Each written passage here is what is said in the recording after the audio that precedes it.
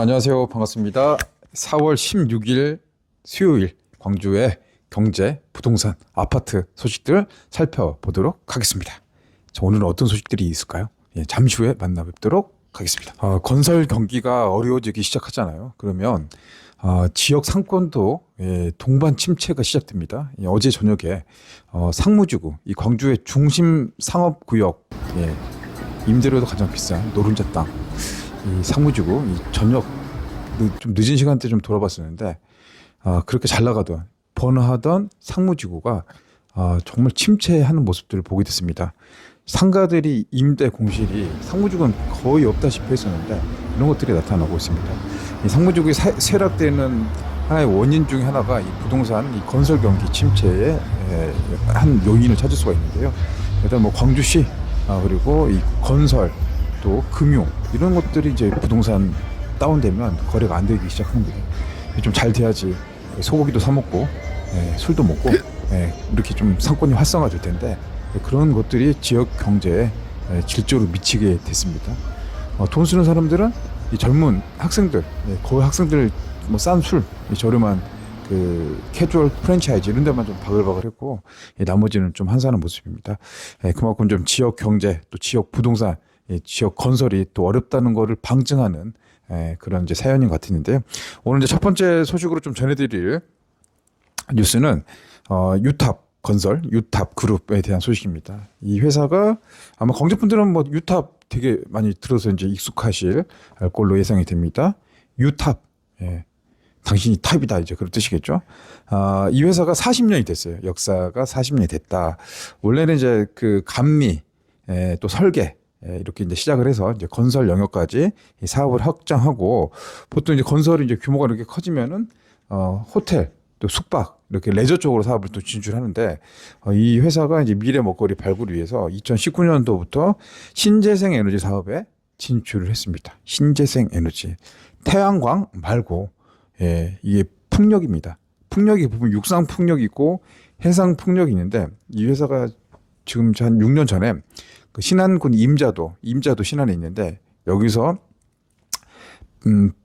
육지에서 한 34km 정도 떨어지는 그 바닷가에 해상 풍력 이 사업을 추진합니다. 물론 저 유탑만 하는 게 아니라 이 10개의 사업지지가 있거든요. 국가 기관 산업 중에서 에너지 사업, 기후 변화 대응하고 이 탄소 산업, 뭐 육성을 하기 위한 그런 사업으로 전력 사업을 좀 추진하는 거죠. 한전이 전기를 생산해서 독점적으로 했었던 지위를 일반 사업자에게 나눠주는데 이제 이런 게 굉장히 좀 힘듭니다. 인허가도 복잡하고 전기 사업자라는 게 개통 연계가 필요합니다. 전기를 생산해요. 우리 태양광은 되게 많이 났었죠. 많아서 지금 좀 문제가 좀 있는 걸로 알고 있는데 이 풍력 같은 경우도 전기를 생산해. 터빈이 돌아서 생산하는데 그거를 연결해서 팔아야 되잖아요. 연결해서 팔아야 되는데 그 팔기까지 과정이 되게 쉽지가 않습니다. 이 돈도 많이 들어가고 시간도 많이 들어가는데 아무튼 유탑에서는 이 개통 연계를 확보를 했습니다. 한전 송전망 연계해서 이 전기 생산된 전기를 판매하는 구조를 확보했습니다. 이제 미래 먹거리 사업인데 인허가도 통과를 했어요. 이 작년 12월에 해상 풍력 발전 사업 허가를 받았습니다. 이게 좀 어렵다고 합니다. 그러니까 이제 건설 호텔 이 방식의 기존 사업 잘 보시면 이 건설업의 흐름 패턴 미래 먹거리 신성장 동력 건설 이대로 두면 지역 부동산 어떻게 될까? 가만히 이렇게 있으면 도태된다. 우물안 개구리 된다. 좀 이제 그런 이제 변화 차원에서 이제 그 오너 이 정병래 회장님이신데 이분이 이제 여기에 투자를 했습니다. 유탑이 호텔이 3개가 있어요. 광주 상무지 가면 유탑 호텔 있습니다. 제가 이제 그 여기 뷔페 점심 때 뷔페 하는 곳이 있어서 거기 한 2번 다녀왔었는데 맛있게 잘 먹습니다, 회장님. 잘하더라고요. 손님도 많더라고요. 이렇게 호텔 사업에서 단계가 변화가는데 이제 인허가는 이 산업부의 이 풍력 사업 발전 사업 허가가 끝났고요.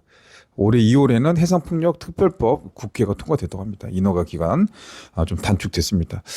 뭘 하나 만든다는 게 좀 쉬운 게 아니죠. 특히 바다에서 사업하는 게 정말 신기하지 않습니까? 이 바다에 그 다리를 만들고 바다에 기둥을 박아가지고 이렇게 이제 그 풍력 발전하는 것도 정말 쉽지 않은 어려운 길을 가는 것 같은데 이게 또 이제 새로운 또 기업 입장에서는 이 도전이 될 것 같아요. 이 도전은 되는 것 같고 물론 갈 길이 좀 멀어 보이긴 합니다. 물론 힘들게 느끼기도 하고, 근데 또 달리 생각해 보면 아무것도 안 하면 그대로 또 이제 이 건설업 부동산 이 상황에서 또 사장되고 도태된다. 이제 그런 좀 생각이 들어서 이 전략적으로 이 사업을 추진하고 있는 게 이제 유탑입니다.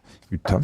그래서 이제 이번 주 토요일이죠. 이번 주 토요일 4월 19일 오후 2시에 김대중 컨벤션 센터에서 이 사업 설명을 한다고 합니다. 어저께 제가 유탑 관계자분 좀 만나뵙고 이 보도자료 이 내용을 좀 전해 드렸습니다. 내용 들어서 뭐 내용 이렇게 보고 나왔었는데 아마 자세한 내용들은 뭐 사업 설명에 실제로 돈이 되느냐 안 되느냐 투자의 리스크. 근데 태양광이 좀 투자했던 분들은 이쪽으로 좀 넘어온다는 그 말들이 있으시더라고요. 태양광 너무 좀 많이 좀 진행이 됐었고 이 해상 풍력 같은 경우는 이제 진입 장벽이 높죠. 하기가 힘들어요. 근데 하고 나면은 한 20년 정도는 안정적인 상업 운전이 가능하다. 이게 좀 강점인 것 같은데, 이제 시기, 기간들. 그리고 여기서는 해상 풍력도 기술이 발전되다 보니까 우리가 그 해상 풍력 있는 곳들이 좀 있잖아요. 차로 보는데 멀리서 보면 좀 작게 보이고 아기자기하게 보는데 막상 가서 옆에서 보면 엄청나게 크죠. 규모가 큽니다. 이제 여기 이제 유탑에서 하는 거는 15메가와트 발전기. 예, 기존에 한 3메가와트니까 크기는 2배인데 발전량은 5배 정도 된다고 하고 이 발전기 높이가 에펠탑 높이라고 합니다. 저는 에펠탑을 아직 가보진 않았는데 어마어마하죠. 그 정도로 그 바다 팍 박아가지고 위로 올라간다. 예, 거기 이제 수심이 한 35m 정도 되고 근데 그 밑으로 더 박아가지고 이렇게 안정적인 이제 구조물 세우고 이 블레이드 날개를 좀 달아줘. 날개를 달아서 돌려야 되는데 여기서 이제 전기를 생산한다고 합니다. 이런 거 보면서 이제 광주 그리고 전남이 전기 생산을 오랫동안 담당해 왔거든요. 영광의 한빛 원전. 여기서 이제 뭐 태양광이라든가 풍력, 신재생 에너지 여기 메카로 광주 전남이 주목을 받고 있는데 이번 이제 대선 전국이 좀 들어가잖아요. 광주가 지금 밀고 있는 주력 산업이 AI 인공지능 사업인데 여기 전기를 되게 많이 씁니다.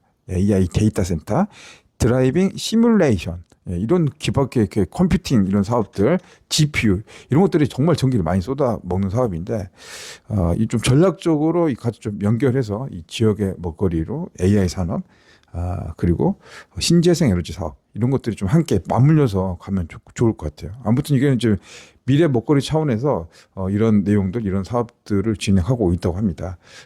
이 건설사들 고민들 한숨들이 좀 느껴졌습니다. 가서 이대로면 안 된다. 이대로 앞으로 10년이면 어떻게 될 건가? 지방, 인구 소멸, 공급 수요 계속 줄어드는데 언제까지 아파트를 지을 건가? 언제까지 오피스텔을 지어서 팔 수 있을 것인가에 대한 고민에서부터 이 유탑의 임원진들의 고민이 좀 느껴졌습니다. 유탑 해상풍력 발전 사업. 예. 자세한 내용은 이번 주 토요일 4월 19일 오후 2시 김대중 컨벤션 센터 오시면 그 내용을 확인할 수 있을 것 같습니다. 저는 한번 가서 이야기를 들어보려고 합니다. 그날 또 현장에서 또 뵈면 같이 또 인사도 나누시고 하시게요. 예, 토요일 날 해상 풍력 가서 좀 자세한 이야기도 궁금한 것들 질문도 해보고 내용을 또 파악해 보도록 하겠습니다. 자, 다음 소식으로 넘어가도록 하겠습니다.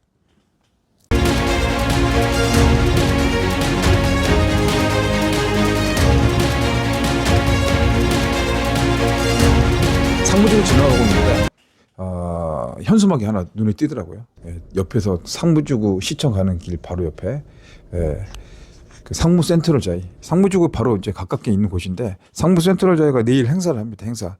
근데 뭐 아파트 광주 아파트에서 이런 행사를 이렇게 하는 건 처음 보는 것 같아요. 여러분들도 좀 낯설 것 같은데 일단 광주 시민을 초대하는 음악회를 이 상무 센트럴자이에서 합니다. 왜 할까요? 왜? 미분양 아파트를 팔려고 홍보하려고 하는 거겠죠. 그만큼 이 광주 부동산 시장이 좀 얼어붙어 있다. 미분양은 늘어가고 있다.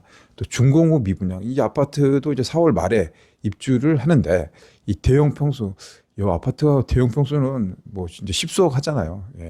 비싼 아파트 고급 아파트 이른바 하이엔드 아파트라고 하는데 지금 상황을 고려했을 때 지방의 경제를 고려했을 때 돈이 있는 부자들이 얼마큼 이동을 할 것인가. 아직까지는 이제 관망세 지켜보고 있다. 또 경쟁 물건들이 또 많다 보니까 거기에 대한 이 경쟁은 치열해지고 있습니다. 아무튼 이쪽 상무센터자의 시행사가 돈을 많이 들였습니다. 가수, 왁스, 섭외비만 해도 한 이런 가수들 얼마 정도 들어갈까요? 한 2천만 원 들어갈까요? 여기에다가 또 음악회 또 뭐 경관 조명 또 밝히는 그런 이벤트, 또 먹을 것도 준다고 합니다. 소세지 뭐 이거 주고 뭐 이것저것 많이 행사를 해서 이제 많이 오게끔 하고, 거기에 이제 상무 센트럴 자이에 뭐 경쟁력을 보여주겠다. 예, 자신 있다. 와서 봐라. 그리고 계약해라. 뭐 이런 거 아니겠습니까? 그래서 이제 이색적인 그런 이제 현장이 우리 광주 공동체 분양시장에서 나타나고 있다고 합니다. 이 상무 센트럴자 입장에서는 미분양을 빨리 해소해야 되겠죠. 그러기 위해서는 다양한 인센티브 당근책도 필요해 보이는데, 과연 내일 얼마만큼의 효과를 거둘지 그것도 좀 궁금해지긴 합니다. 내일 저는 현장에 갈 겁니다. 5시 정도 상무센터자의 현장에 갔고, 저를 좀 초대를 받았습니다. 초대받아서 5시부터 행사 전반적인 내용들, 또 제가 한 2번 가서 현장을 돌아봤는데, 내일은 또 라이브 방송을 통해 가지고 이 밤에 이제 불이 쫙 켜져 있던 상무센터자의 모습도 카메라에 담아서 여러분과 공유를 해보도록 하겠습니다.